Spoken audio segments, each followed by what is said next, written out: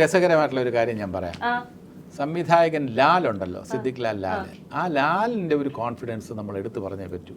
അതായത് ടു ഹരിഹർ നഗർ എന്ന ചിത്രം എറണാകുളത്ത് റിലീസ് ചെയ്യുന്നു, ഷേനോയ്സിൽ റിലീസ് ചെയ്യുന്നു. ലാലിൻ്റെ കോൺഫിഡൻസ് എന്ന് പറയുന്നത് അതിൻ്റെ എതിർവശത്തുള്ള ഒരു കോഫി ഷോപ്പിൽ മുകേഷിനോടും എന്നോടും സിദ്ദിഖിനോടും അശോകനോടും വന്നിരിക്കാൻ പറയുന്നു.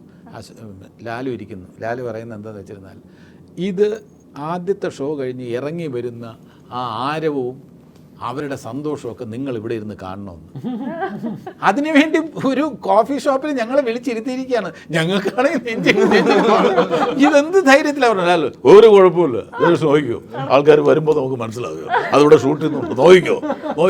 അതേപോലെ തന്നെ ആവേശത്തോടെ ബഹളവും കാര്യങ്ങളും അവിടെ ഞങ്ങളിരുന്നു. ഷേനോയ്സിൻ്റെ ഓപ്പോസിറ്റ് ആയിട്ടുള്ള ഒരു സംഭവം. ആ കോൺഫിഡൻസ് ഭയങ്കരമായിരുന്നു ലാലിൻ്റെ. ഞങ്ങൾക്ക് പേടിയായിരുന്നു, ഞങ്ങൾക്ക് 4 പേർക്ക് പേടിയായിരുന്നു ഇതെന്താവും. കാരണം വെച്ചെന്നാൽ ഒരു എത്ര വർഷത്തിന് ശേഷം, പിന്നെ എത്ര വർഷത്തിന് ശേഷം, അത് ഏകദേശം 10-18 വർഷത്തിന് ശേഷമാണ് 2ാം ഭാഗം വരുന്നത്. അപ്പോൾ നമ്മൾ ഇനിയിപ്പോൾ വീണ്ടും ഈ പ്രായത്തിൽ പെണ്ണുങ്ങളുടെ പിറകെയൊക്കെ പോകുന്നത് കാണിച്ചാൽ എന്താവും? അതിന്